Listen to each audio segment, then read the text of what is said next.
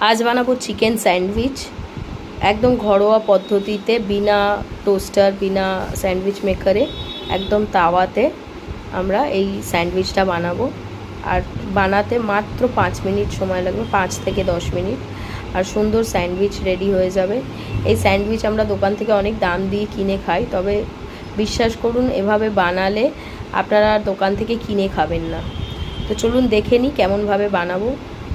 একদম ছোট ছোট করে বোনলেস চিকেন কেটে নিতে হবে, কিমার থেকে একটু বড় সাইজ।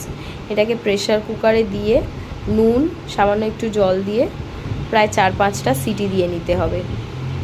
এদিকে নিয়ে নিয়েছি আদা রসুন, 1 ইঞ্চি আদা আর 12-13টা রসুনের কোয়া পেস্ট করে নিলাম। ফ্রাইং প্যানে তেল গরম করে নিয়েছি, আদা রসুনের পেস্টটা দিয়ে দিলাম, দিয়ে নাড়াচাড়া করে সিদ্ধ করা চিকেনটা দিয়ে বেশ কিছুক্ষণ সময় নিয়ে জলটাকে শুকিয়ে নিতে হবে। আর চিকেনগুলো একটুখানি ভেঙে ভেঙে আরও ছোট টুকরো করে নিতে হবে, অলরেডি ছোট আছে আর একটু করে নিতে হবে। ফ্রোজেন কর্ন দিয়ে দিলাম।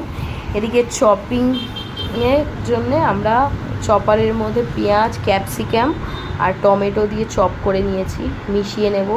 ব্ল্যাক পেপার, অরিগ্যানো দিয়ে দেব, দিয়ে নাড়াচাড়া করে শুকিয়ে নেব। আমাদের স্টাফিং রেডি। এর মধ্যে দিয়ে দিলাম মেয়োনিজ, টমেটো কেচাপ দিয়ে নেড়ে চেড়ে আর রুটির মধ্যে ভরে নেব। দিয়ে দেব চিজ, তারপরে বাটার লাগিয়ে জাস্ট এটাকে তাওয়াতে সেঁকে নিতে হবে। দেখুন কত তাড়াতাড়ি হয়ে গেল, খুব বেশি সময় লাগলো না, যেহেতু আমরা প্রেসার কুকারে চিকেনটা সিদ্ধ করে নিয়েছি। তো এটা আপনারা বাড়িতে বানিয়ে দেখবেন, খুব দারুণ স্বাদ হয় আর খুব কম সময় লাগে।